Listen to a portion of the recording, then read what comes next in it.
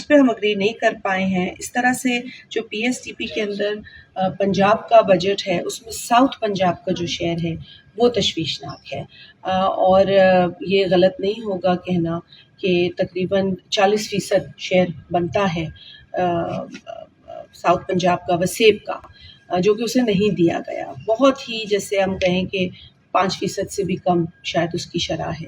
تو یہ بہت افسوسناک ہے، اس سے ڈسپیرٹی بڑھتی ہے، اس سے احساس محرومی میں اضافہ ہوتا ہے۔ تو بلاول صاحب نے یہ بھی حکومت سے کہا ہے کہ آپ جو 40% شیئر ہے، کم از کم اس پہ 30% تو آپ کو رکھنا چاہیے تھا وسیب کے لیے، جو کہ نہیں رکھا گیا۔ تو اس پر ہم نے آواز اٹھائی ہے، جو کہ انشاءاللہ ہم حکومت کے ساتھ یہ چیزیں، مطالبات جو ہیں وہ آگے بھی اٹھاتے رہیں گے۔